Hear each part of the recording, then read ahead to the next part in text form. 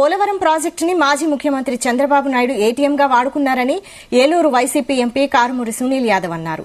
రానున్న ఎన్నికల్లో ఎంపీగా గెలిచి పోలవరం నిర్వాసితులకు పూర్తి స్థాయిలో న్యాయం చేస్తామంటున్న సునీల్ యాదవ్తో మా ప్రతినిధి Durga face to face. Eluru YCP అభ్యర్థి బరిలో మంత్రి కారుమూరి నాగేశ్వరరావు తనయుడు కారుమూరి సునీల్ కుమార్ యాదవ్ ఉన్నారు. ప్రస్తుతం ఆయన మనతో ఉన్నారు. ఇదే అంశంపై మాట్లాడదాం. సార్ చెప్పండి, రాజకీయాల్లోకి రాగానే మీరు ఎంపీ అభ్యర్థిగా పోటీ చేస్తున్నారు, ఎలా అనిపిస్తుంది? రాజకీయాల్లో కొత్తగా వచ్చిందేం కాదండి, ఎప్పటి నుంచి రాజకీయాల్లో బ్యాక్ ఎండ్లో ఉండేవాడిని. ఇప్పుడు ఫ్రంట్కి వచ్చి ముందుకొచ్చి ఇప్పుడు జగన్మోహన్ రెడ్డి ఆదేశాల మేరకు ఏలూరు పార్లమెంట్ అభ్యర్థిగా పోటీ చేయడం జరగబోతుంది. అంటే మీరు గతంలో మీ నాన్నగారు వెనకుండి పార్టీకి పనిచేసి ఉండొచ్చు, ఇప్పుడు ప్రత్యక్ష రాజకీయాల్లోకి వచ్చారు. ప్రత్యక్ష రాజకీయాల్లో విమర్శలు ఉంటాయి, ప్రతి విమర్శలు ఉంటాయి. ఇవన్నీ ఎలా ఎదుర్కొంటారు? వన్స్ బ్యాటిల్ ఫీల్డ్లో దిగాక మనం అన్ని ఎదుర్కోవాలి. తప్పకుండా ఏదున్నా కూడా సమర్థవంతంగా ఎదుర్కొంటూ జగన్మోహన్ రెడ్డి గారు చేసిన సంక్షేమం, అభివృద్ధి, ఈ ప్రభుత్వం ద్వారా జరిగిన మంచిని ప్రజల్లోకి మరింత లోతుగా తీసుకెళ్తూ ముందుకెళ్లి జగన్మోహన్ రెడ్డి గారికి ఈ పార్లమెంట్లో ఉన్న 7 నియోజకవర్గాలతో పాటు ఈ పార్లమెంట్ ని కూడా జగన్మోహన్ రెడ్డి గారికి బహుమతిగా ఇవ్వడం జరుగుతుంది. ఏలూరు పార్లమెంట్లో టీడీపీ జనసేన చాలా బలంగా ఉన్న పార్లమెంటు. ఈ వీరితో ఖచ్చితంగా కూడా మీరు విజయం సాధిస్తారనుకుంటున్నారా? టీడీపీ జనసేన బలంగా ఉన్నాయి అనేది ఒక పెద్ద జోక్ అండి. ఎందుకంటే మేం బలంగా ఉన్నాం కాబట్టే అన్ని పార్టీలు ముసుగేసుకొని పార్టీలు అన్ని కలిసి వస్తున్నాయి. మేము స్ట్రాంగ్ గా ఉన్నాము. మేము సింగిల్ గా ఒక్కలమే, జగన్మోహన్ రెడ్డి గారు సారథ్యంలో వైఎస్ఆర్సీపీ సింగిల్ గా వస్తుంది.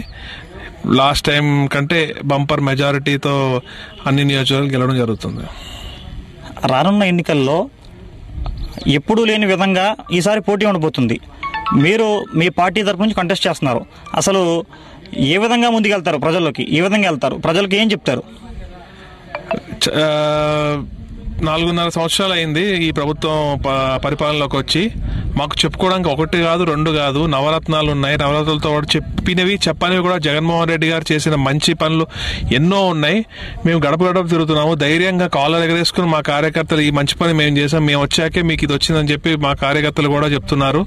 సో గత ప్రభుత్వంలో చూసాం మనం, వాళ్ళకి 4.5 సంవత్సరాల తర్వాత చెప్పుకోవడానికి పెద్దగా ఏమీ లేవు.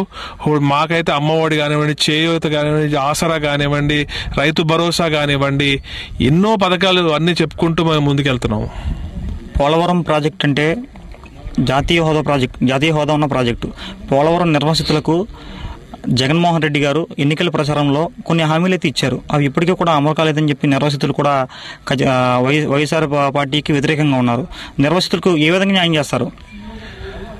పోలవరం ప్రాజెక్ట్ ని గతంలో సాక్షాత్తు ప్రధానమంత్రిగా చెప్పడం జరిగింది. పోలవరం ప్రాజెక్ట్ ని ఒక ఏటీఎం లా వాడుకున్నారు చంద్రబాబు నాయుడు గారు అని.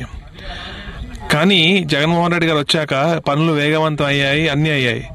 అలానే రేపు నిర్వాసితులకు కూడా తప్పకుండా జగన్మోహన్ రెడ్డి గారు న్యాయం చేస్తారు. ఎందుకంటే 2 సంవత్సరాలు కరోనాలో పోవడం జరిగింది.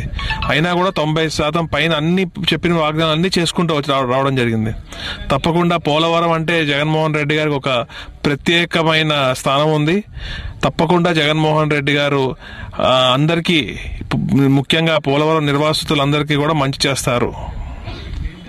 ఖచ్చితంగా రానున్న ఎన్నికల్లో ఏలూరు పార్లమెంటు ఎంపీగా గెలిచి పోలవరం నిర్వాసితులకు పూర్తి స్థాయిలో న్యాయం చేస్తామని సునీల్ కుమార్ యాదవ్ చెబుతున్నారు. దుర్గా జీదుల న్యూస్, పోలవరం.